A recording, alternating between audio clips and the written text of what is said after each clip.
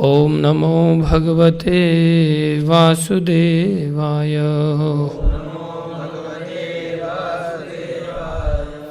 ओम नमो भगवते वासुदेवाय।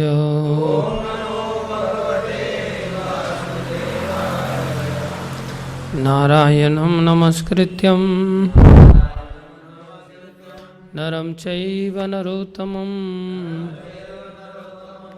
देवीं सरस्वतीं व्यासं ततो जयमुद्धीरये। नष्टप्रायेष्वभद्रेषु नित्यं भागवत सेवया भगवती उत्तम श्लोके भक्तिर्भवती नैष्ठिकी। कितने बजे तक लेना है? कोई टाइमिंग नहीं। 8:45। स्कंद 1 अध्याय 12 श्लोक संख्या 29। इति राज्ञ उपादिश्य विप्रा जातक को विदाः लब्धा पचितयः सर्वे प्रतिजग्मु स्वकान् गृहान्। इति राज्ञ उपादिश्य विप्रा जातक को विदाः लब्धा पचितयः सर्वे प्रतिजग्मुः स्वकान् गृहान्। इति राज्ञ उपादिश्य विप्रा जातक को विदाः लब्धः पचितयः सर्वे प्रतिजग्मुः स्वकान् गृहान्। पढ़ो। इति राज्ञ उपादिश्य विप्रा जातक को विदाः लब्धा पचितयः सर्वे प्रतिजग्मु स्वकान् गृहान्। और कोई पढ़ेगा? इति राज्ञ उपादिश्य विप्रा जातक को विदाः लब्धः पचितयः सर्वे प्रतिजग्मु स्वकान् गृहान्। शब्दार्थ इति इस प्रकार राज्ञ राजा को उपादिश्य उपदेश देकर विप्राह वेदों में पारंगत व्यक्ति जातक को विदाह फलित ज्योतिष में तथा जन्मोत्सव संपन्न कराने में पटु व्यक्ति लब्ध अपचिता है जिन्हें पारिश्रमिक रूप में प्रचुर राशि प्राप्त हो चुकी थी। सर्वे वे सब प्रतिजग्मुः वापस चले गए स्वकान अपने अपने गृहान घरों को। अनुवाद इस प्रकार, जो लोग ज्योतिष ज्ञान में तथा जन्मोत्सव संपन्न कराने में पटु थे, उन्होंने इस बालक के भविष्य के विषय में राजा युधिष्ठिर को उपदेश दिया। फिर प्रचुर दक्षिणा प्राप्त करके वे अपने घरों को लौट गए। तात्पर्य अर्चनीय वंदनीय प्रातः स्मरणीय श्रील प्रभुपाद जी द्वारा। श्रील प्रभुपाद की जय। वेद भौतिक तथा आध्यात्मिक दोनों ही प्रकार से ज्ञान के स्रोत हैं। किंतु ऐसे ज्ञान का उद्देश्य आत्म साक्षात्कार की पूर्णता है। दूसरे शब्दों में सभ्य मनुष्यों के लिए वेद सभी प्रकार से मार्गदर्शक हैं। चूँकि मानव जीवन समस्त प्रकार के कष्टों से छुटकारा पाने का एक सुअवसर है, अतः वेदों के ज्ञान द्वारा इस समुचित ढंग से पथ प्रदर्शन होता है, चाहे वो भौतिक आवश्यकताएं हों या आध्यात्मिक मोक्ष। मनुष्यों का ऐसा विशेष वर्ग जो वेदों के ज्ञान में समर्पित होकर लगा रहता था, विप्र अर्थात वैदिक ज्ञान का स्नातक कहलाता था। वेदों में ज्ञान की विभिन्न शाखाएं हैं, जिनमें से ज्योतिष तथा आयुर्वेद दो महत्वपूर्ण शाखाएं हैं जो सामान्य जन के लिए आवश्यक हैं। अतः बुद्धिमान मनुष्य, जिन्हें सामान्यतया ब्राह्मण कहा जाता है, वैदिक ज्ञान की विभिन्न शाखाओं में पारंगत होकर समाज का मार्गदर्शन करते थे। यहाँ तक कि ऐसे बुद्धिमान व्यक्ति धनुर्वेद में भी पारंगत होते थे और विप्रगण ज्ञान के इस अनुभाग के भी शिक्षक होते थे, यथा द्रोणाचार्य, कृपाचार्य इत्यादि। यहाँ पर वर्णित विप्र शब्द महत्वपूर्ण है। विप्रों तथा ब्राह्मणों में थोड़ा अंतर होता है। विप्रगण वे हैं जो कर्म कांड में दक्ष होते हैं, जो समाज का मार्गदर्शन करके जीवन की भौतिक आवश्यकताओं की पूर्ति करते थे, जबकि ब्राह्मण मनुष्य दिव्यता के आध्यात्मिक ज्ञान में पटु होते हैं। ज्ञान का यह विभाग ज्ञान कांड कहलाता है और इससे भी ऊपर उपासना कांड होता है। उपासना कांड की सर्वोच्च परिणति भगवान श्री विष्णु की भक्तिमय सेवा में होती है, और जब ब्राह्मण सिद्धि प्राप्त कर लेते हैं तो वे वैष्णव कहलाते हैं। पूजा की विधियों में विष्णु पूजा सर्वोच्च विधि है। समुन्नत ब्राह्मण वैष्णव होते हैं और जो श्री भगवान की दिव्य प्रेमा भक्ति में संलग्न रहते हैं। इस प्रकार श्रीमद् भागवतम जो भक्ति का विज्ञान है, वैष्णवों को अत्यंत प्रिय है। जैसा कि श्रीमद् भागवतम के प्रारंभ में बताया जा चुका है, यह वैदिक ज्ञान का परिपक्व फल है और उपरोक्त तीनों कांडों अर्थात कर्म, ज्ञान तथा उपासना कांडों से कहीं अधिक श्रेष्ठ विषय है। कर्म कांड के पंडितों में से जातक कर्म में पटु विप्र अच्छे ज्योतिषी होते थे, जो नवजात शिशु के भविष्य को केवल समय अर्थात लग्न की गणना से बता देते थे। महाराज परीक्षित के जन्म काल के समय ऐसे पटु जातक विप्र विद्यमान थे और उनके पितामह महाराज युधिष्ठिर ने इन विप्रों को पर्याप्त सोना, भूमि, गांव, अन्न तथा गाय सहित अन्य आवश्यक वस्तुएं भेंट की। सामाजिक संरचना में ऐसे विप्रों की आवश्यकता है और राज्य का यह कर्तव्य है कि ऐसे लोगों का अच्छी तरह पालन करे, जैसा कि वैदिक पद्धति में विधान है। ऐसे पटु विप्र राज्य द्वारा पर्याप्त धन दिए जाने पर सामान्य लोगों की निःशुल्क सेवा कर सकते हैं और इस प्रकार वैदिक ज्ञान का यह विभाग सबके लिए सुलभ हो सकता है। ओम ज्ञानम तिमिरन्धस्य ज्ञानाञ्जनशलाकया चक्षुरुन्मीलितं येन तस्मै श्री गुरुवे नमः। श्री चैतन्य मनोभीष्टं स्थापितं येन भूतले स्वयं रूप कदा मह्यं ददाति स्वपदान्तिकम्। वन्देऽहं श्रीगुरु श्रीयुतापदकमलं श्रीगुरुन् वैष्णवांश श्रीरूपं साग्रजातं सहगना रघुनाथान्वितं तं सजीवं साद्वैतं सावधूतं परिजनसहितं कृष्णचैतन्यदेवं श्रीराधा कृष्णपदान् सहगन ललिता श्रीविशाखान्वितांश। हे कृष्ण करुणा सिंधु दीनबंधो जगतपते गोपेश गोपीकांत श्रीराधाकांत नमस्तुते। तप्त कांचन गौरंगी राधे वृंदावनेश्वरी वृषभानुसुते देवी प्रणमामि हरिप्रिये। वाञ्छाकल्पतरुभ्यश्च कृपा सिन्धुभ्य एव च पतितानां पावनेभ्यो वैष्णवेभ्यो नमो नमः।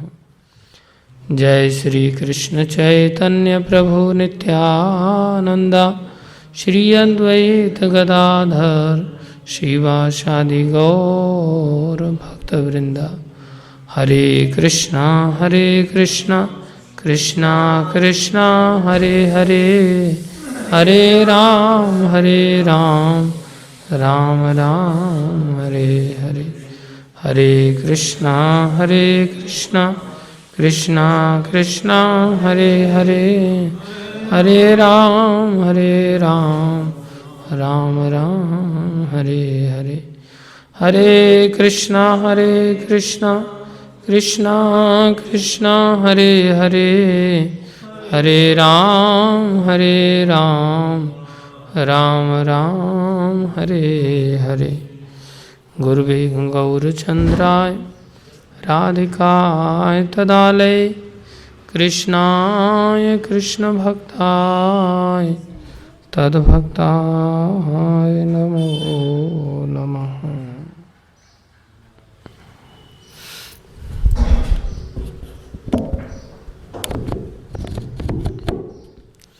हरे कृष्णा। आप सभी भक्तों का हार्दिक स्वागत है। गुरु वैष्णवों की दया से जो कुछ भी कहें कृपा करके ध्यान से सुनिए।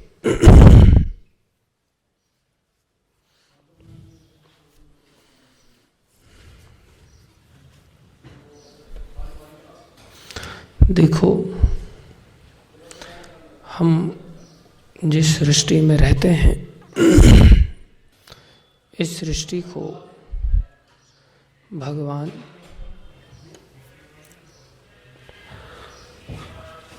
बार बार सृजन करते हैं और इसका बार बार नाश करते हैं। क्या कारण है, ऐसा क्यों करते हैं? हरे कृष्ण। आइए बैठिए।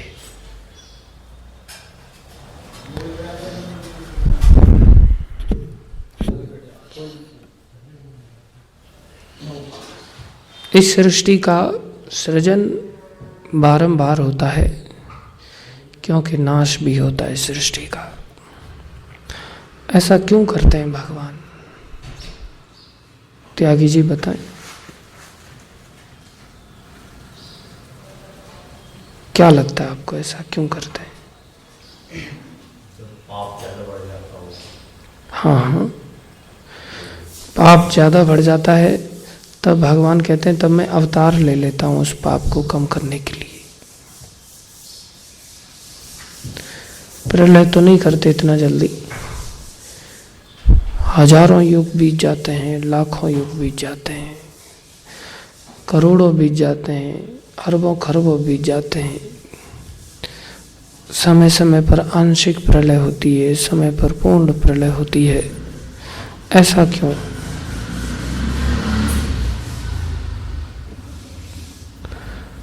भट्ट जी,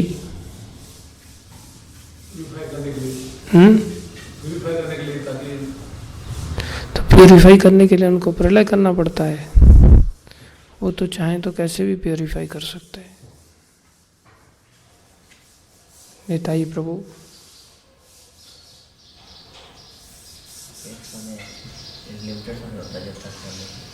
क्यों ऐसा लिमिटेड समय, ऐसा क्यों वो निर्धारित करके चलते हैं?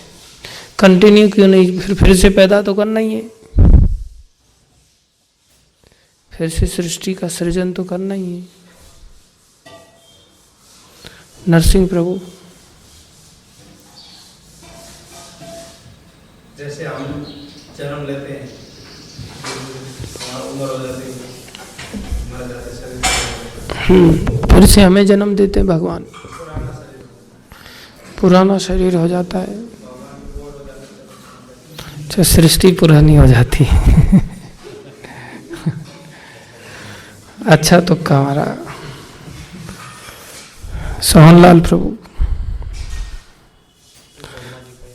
ब्रह्मा जी की आयु पूरी हो जाती है, इसलिए भी सृष्टि का नाश हो जाता है। ऐसा करते क्यों है, लेकिन उसके पीछे क्या कारण है? फिर से पैदा करते हैं, फिर से एक ब्रह्मा पैदा करना होता है। ऐसा विधान ऐसा क्यों बनाया, कंटिन्यू क्यों नहीं चलने देते?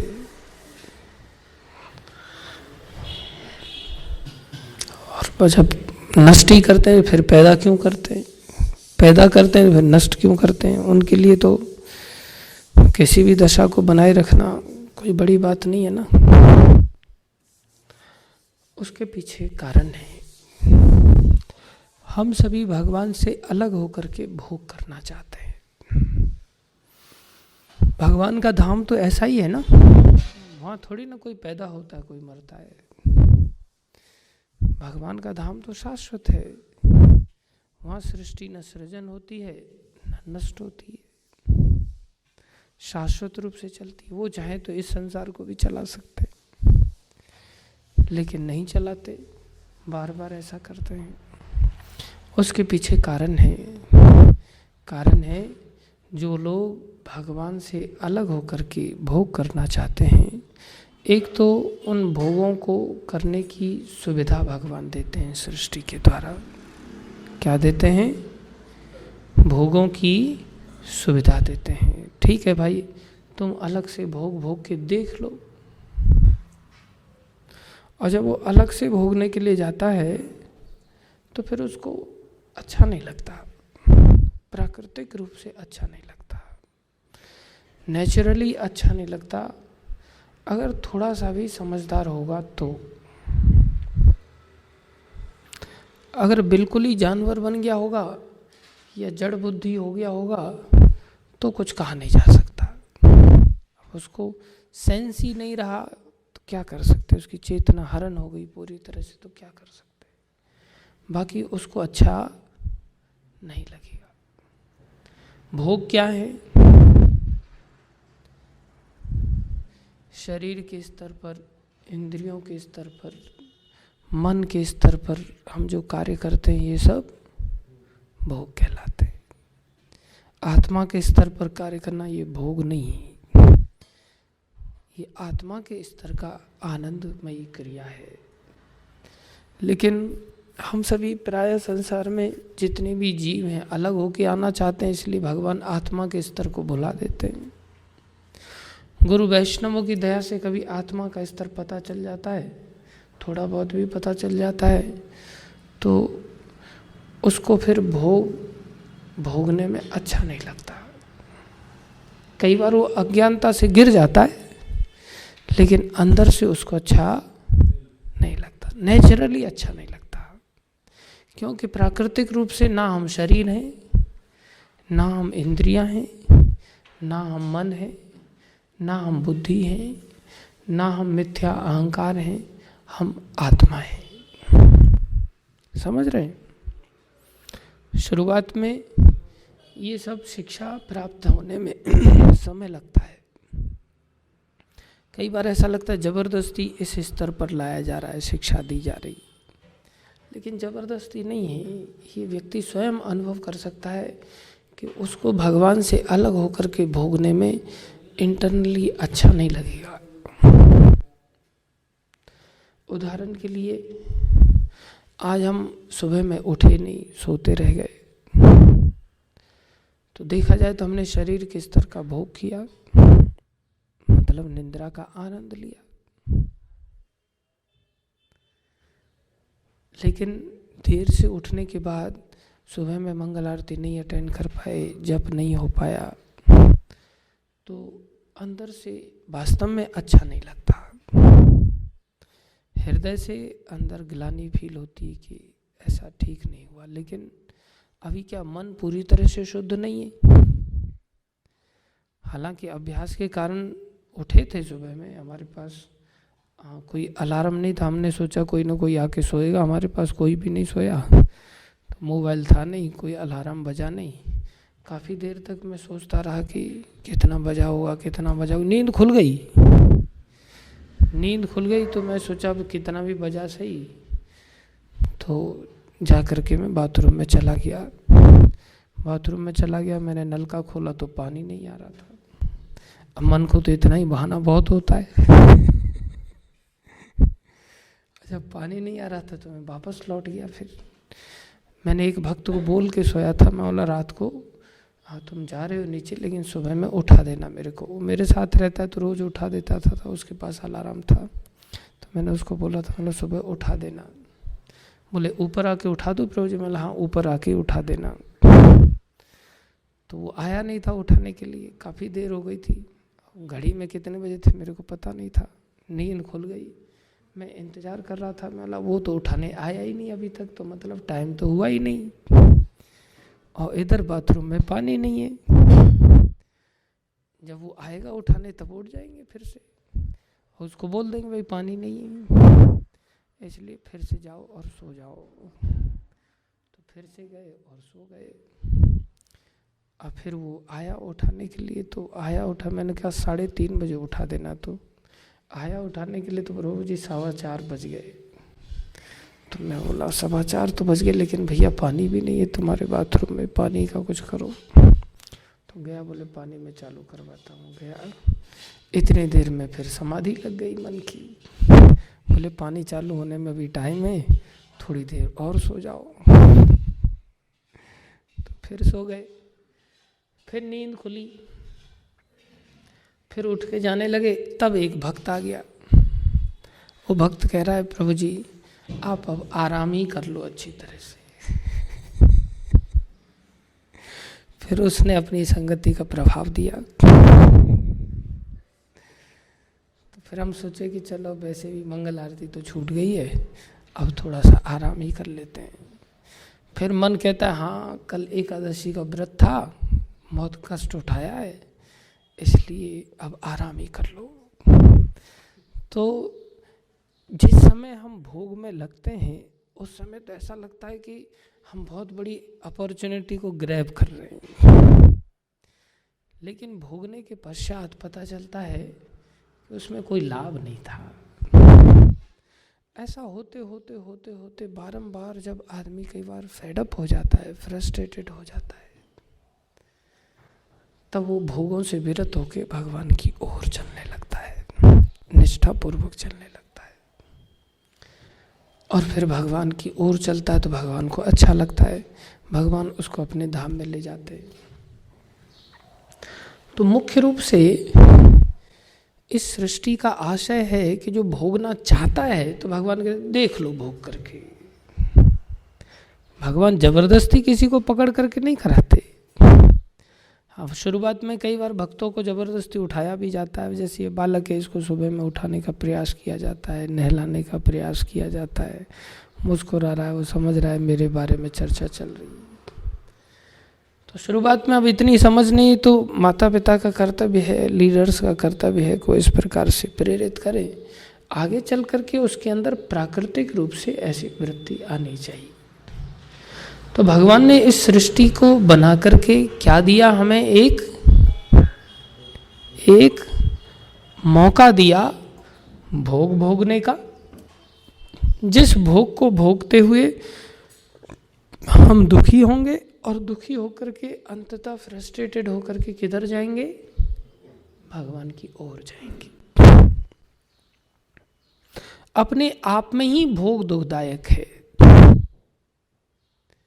कोई भी। उसके पश्चात भगवान हमें दूसरा उपाय भी देते हैं, तुम भोगों में रमण करते जा रहे हो, चलो तुम्हारी शरीर की क्षमता को कम कर देते हैं। तो भगवान बुढ़ापा आदि दे देते हैं, जिससे उसके शरीर की क्षमता कम होने लगती है, क्योंकि भोग से रोग उत्पन्न होते ही होते हैं, नेचुरली उत्पन्न होते हैं। भोगों से क्षमताएं नष्ट होती हैं इंद्रियों की। तो ये इसके परिणाम हैं जो भगवान को न चाहते हुए भी देने पड़ते हैं, और परिणाम में उसका क्षय होने लगता है। तो ये आंशिक प्रलय की ओर व्यक्ति बढ़ता है। भगवान प्रलय नहीं देते उसको, मजबूरी में भगवान को ये देना पड़ता है, क्योंकि इसके दुष्परिणाम ही ये है। और अंत में जब भगवान पूरी तरह से परेशान हो जाते हैं कि जीव को मौका दिया था मैंने, इसके परिणाम स्वरूप फ्रस्ट्रेटेड होकर के मेरी ओर मुड़ने के लिए, लेकिन नहीं मुड़ पा रहा है, मेरी शरण में आ ही नहीं रहा है, तब भगवान की भी सहन सीमा का एक बांध होता है, वो भी टूट जाता है। सबसे ज़्यादा सहनशील तो भगवान ही रहेंगे, क्योंकि हम सब उनके अंश हैं। तो अंश के अंदर सहनशीलता इतनी ज़्यादा कैसे हो सकती है जितनी भगवान के अंदर होगी। तो भगवान सहनशीलता में भी सबसे महान है। तो जब भगवान की वो सहनशीलता का बांध टूट जाता है, जब सहनशीलता समाप्त हो जाती है, तब भगवान अंत में अपनी क्रोध अग्नि से सारी सृष्टि का नाश कर देते हैं। ये इतना समय हो गया, अभी तक अपना उद्धार नहीं करा पा रहा है। ये फ्रस्ट्रेटेड नहीं हो रहा है, लेकिन मैं फ्रस्ट्रेटेड हो गया। मौका देते अंत में भगवान सृष्टि का नाश करते हैं, सब जीवों को उनके शरीर छीन लेते हैं और आत्मा रूप से सबको अपने अंदर प्रवेश करा देते हैं। फिर सोचते हैं ये सारे आत्मा कोमा जैसी स्थिति में पड़े हुए हैं, ना तो आनंद का अनुभव कर रहे हैं, ना दुख का अनुभव कर रहे हैं। तो क्या किया जाए? चलो इनको फिर से एक मौका दिया जाता है। जैसे घर में किसी व्यक्ति को कोमा हो जाए, तो ना तो उसको सुख का पता चल रहा है, ना दुख का पता चल रहा है, तो पड़े रहने तो फिर उसको ऐसे ही, ऐसी इच्छा होती है नहीं, ऐसी इच्छा होती है कोमा से बाहर आ जाए। तो भगवान फिर अत्यधिक दया के कारण हृदय में फिर से सोचते, चलो इनको एक और मौका देते हैं। फिर से भगवान क्या करते हैं? सृष्टि की रचना करते हैं। तो सृष्टि की रचना और सृष्टि का संहार, क्या उद्देश्य है? क्या उद्देश्य है भगवान का इसके पीछे? एक तो इच्छा की पूर्ति का एक अवसर प्रदान करना, साथ में उसको इस प्रकार से दिशा देना, व्यवस्थाएं ऐसी बनाना कि जिससे कि उससे फ्रस्ट्रेटेड होकर के मेरी शरण में आ जाए। नहीं आता तो क्या करते हैं? नाश करते हैं, क्रोध अग्नि से नाश करते हैं। अनंत शेष भगवान के स्वरूप में अग्नि बरसती है उनके मुखों से। समझ रहे हैं? जैसे कोई बालक नहीं सुधरता तो उसको माता पिता दंड देते हैं, क्रोध करते हैं। ये सृष्टि का मूल उद्देश्य है। तो इच्छा पूर्ति के लिए भगवान ने विधान बनाया है, तो उसके लिए कर्म कांड आदि का सेक्शन दिया है। क्या दिया है? कर्म कांड। शास्त्रों में ही सारी शिक्षा दी है कि तुम इसके द्वारा ऐसा कर लो, इसके द्वारा ऐसा कर लो। उद्देश्य लेकिन ध्यान रखना चाहिए, सारी सृष्टि का एकमात्र उद्देश्य वो क्या है? अंत तो गोत्वा, भगवान की शरण में लाना। कोई जल्दी आ जाए अच्छी बात है, नहीं आए थोड़ा धीरे धीरे करके आए, लेकिन लाना है। अब साथ में उसकी इच्छाएं भी हैं, तो थोड़ा उसको भी महत्व देना पड़ता है।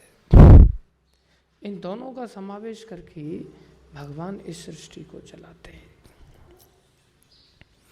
तो उसके लिए भगवान को ये तीनों विधान देने पड़ते हैं। इच्छाओं की पूर्ति के लिए कर्मकांड, और संसार में कर्मों का परिणाम स्वरूप जो भोग है, उसको भोगने के बाद जो दुखी होता है, दुखी होकर के फिर जिज्ञासा करता है, उसके लिए उसको ज्ञान की प्राप्ति कराने के लिए कौन सा कांड है? कि यार संसार में कुछ नहीं रखा है, ये शिक्षा प्रदान करनी होती है, उसके लिए कौन सा कांड है? ज्ञान कांड। कौन सा कांड है? ज्ञान कांड। और जब ज्ञान हो गया तो फिर अब करें क्या? मुर्दे तो है नहीं, पत्थर तो है नहीं। कर्म का परिणाम, भोगों के परिणाम दुखदायक थे, उससे निकलने के लिए ज्ञान की आवश्यकता हुई। आदमी चाहेगा ज्ञान तभी तो प्राप्त होगा। उसको कहते श्रद्धावान लभते ज्ञानम। अब श्रद्धा दो तरह से होगी। एक तो किसी व्यक्ति को प्रसन्न चित्त देख करके उसकी संगति करेंगे तो ऐसा लगेगा ऐसा मैं भी कब बनूंगा, अपने से ज़्यादा खुश देखेंगे उसको, और ऐसा देखेंगे यार ये सुबह से उठा हुआ फिर भी अपने से ज़्यादा खुश है, और हम सो करके फिर भी वो खुशी नहीं है। देखा जाए तो हमने आनंद ज़्यादा लिया, उसने कष्ट ज़्यादा उठाए, फिर भी वो कष्ट के परिणाम स्वरूप फिर भी वो खुश ज़्यादा नजर आ रहा है, और अपने को शर्म आ रही कि मुंह कैसे दिखाएं, है कि नहीं? तो आदमी उसको देख करके चाहता है कि मैं भी ऐसा कब बनूं। इसके लिए भगवान अपने भक्तों को भेजते, तेजस्वी भक्तों को भेजते हैं, जो सारे संसार में विचरण करते हुए लोगों को इस प्रकार से मार्गदर्शन करते हैं। और भक्तों को भेजते ही नहीं, भक्तों को राजा बना देते हैं। जैसे महाराज युधिष्ठिर शुद्ध भक्त है, ऐसे ही परीक्षित महाराज को भी उन्होंने क्या बनाया? राजा बनाया। चुन चुन करके राजा बनाते हैं। तो महाराज परीक्षित के विषय में बड़े पटु ब्राह्मण आदियों को बुलाया, विप्रों को बुलाया, बताओ भाई इसके बारे में। तो उन्होंने बताया। महाराज युधिष्ठिर को बड़ा अच्छा लगा, आश्वस्त हो गए कि समाज में हम एक मौका दे पाएंगे लोगों को। धर्म संस्थापनार्थाय संभवामि, खुद स्थापना करते हैं, अपने भक्तों के द्वारा स्थापना करवाते हैं। अगर राजा अच्छा भक्त बन गया तो यथा राजा तथा प्रजा। इसलिए राजा का चुनाव होता था। चुनाव वोटों के द्वारा नहीं होता था। चुनाव कैसे होता था? उसके हॉरोस्कोप को देख करके होता था। इसके अंदर ऐसी क्षमताएं हैं तो बिठाओ, नहीं है तो दफा करो।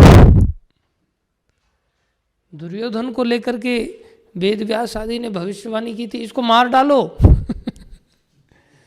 इसको मार डालो। कैन यू इमेजिन कैसी शिक्षा दे देते थे।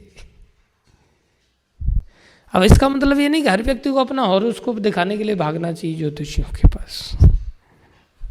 प्रभुपाद जी कहते हैं कि एक व्यक्ति पेड़ पर बैठा हुआ था और वो पेड़ की यहाँ डाल है तो यहाँ बैठा है और यहाँ से काट रहा है उस डाल को। तो जब काट रहा है तो एक व्यक्ति ने नीचे से, अरे तू जिस पेड़ पर बैठ करके, तू जिस डाल पर बैठ के काट रहा है, तू नीचे गिर जाएगा उसके कटते ही। तो बोले अच्छा।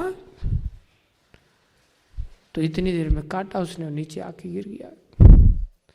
उस व्यक्ति को प्रणाम करने लग गया। बोले आप तो बड़े महान ज्योतिषी, आपने जो कहा था बिल्कुल वैसा ही हुआ। आप तो बड़े महान ज्योतिषी हैं, आपने गिरने की भविष्यवाणी की थी, मैं तो गिर गया। तो इसमें ज्योतिष विद्या का कोई उपयोग है? जो घटना घटित होनी ही है, ये तो मूर्खों का साइंस है, बोले प्रभुपाद जी ऐसा लिखते हैं। इसलिए जो व्यक्ति इस प्रकार से ज्योतिषियों की जो घटना घटित होनी है और उसने बता दिया, हम नीचे गिर के आ गए तो उसको प्रणाम करने से क्या लाभ? बोले ये इसी के समान है ज्योतिष शास्त्र। इसलिए मूर्ख व्यक्ति जाकर के दिखाता, बोले ऐसा होना है और हो गया तो उसको प्रणाम कर रहे, तो क्या बड़ी बात है उसमें। इसलिए हर व्यक्ति को जाकर के दिखाने की आवश्यकता नहीं है।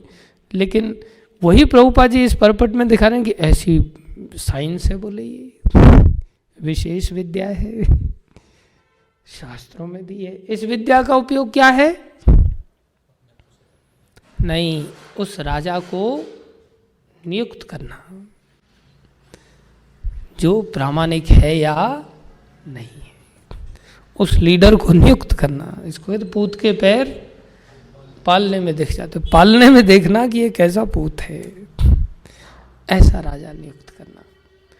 या फिर अगर हम अपना जानना चाहते हैं तो हमें सतर्क बनने के लिए जाकर के, वो सेकेंडरी रीजन है कि जाकर के हम कभी दिखा सकते हैं, अन्यथा दिखाने का कोई लाभ नहीं है विशेष। तो ऐसे राजाओं के द्वारा क्या होता था, समाज को ऐसी व्यवस्था दी जाती थी जगह जगह पर संकीर्तन की केंद्र आदि बना करके, जिससे लोग ऐसे भक्तों की संगति में आकर के जिज्ञासु बन जाएं, श्रद्धावान बन जाएं उन भक्तों के तेज को देख करके, और उसके बाद उनको ज्ञान दिया जाए तो तुरंत पकड़ेंगे। दूसरा, आदमी संसार से दुखी हो जाए तो अपने आप श्रद्धा जागृत होगी उसके अंदर, मैं फेडअप हो गया यार, कुछ समाधान निकलना चाहिए, तो समाधान के परिणाम स्वरूप वो अपने आप जाएगा। तो ये श्रद्धा के दो ही कारण होते हैं, एक तो पूरी तरह से दुखी होकर के जाए, या भक्तों की संगति के प्रभाव से उसके अंदर श्रद्धा जागे, फिर वो ज्ञान को प्राप्त करे, बैठे ज्ञान को सुने, फिर उपासना में प्रवेश करे। कुछ करना पड़ेगा। करने के लिए क्या है? उपासना कांड। पहले अधिक लोग इन सब विधियों को जानते थे, आजकल एक ही कांड बचा है, भोग कांड। बस कर्म कांड समाज में पूरी तरह से फैल गया है, लोग अपनी पॉकेट भर भर के जा रहे हैं, लेकिन पूर्व में ऐसा नहीं होता था। अभी भी आंशिक रूप से तो कुछ लोग बचे हुए हैं प्रभुपाद जी जैसे संतों की दया से। हम चाहें तो अपने आप को बचा करके उपासना कांड की ओर लेकर के जा सकते हैं, और इस आवागमन की जो चक्र है इस सृष्टि का, इससे बच सकते हैं और भगवान के धाम को जा सकते हैं, जो भगवान ने उद्देश्य दिया है। धन्यवाद आप सभी भक्तों का। श्रीमद् भागवत महापुराण की जय, श्रील प्रभुपाद की जय, श्री गुरु महाराज की जय, अनंत कोटि वैष्णव वृंद की।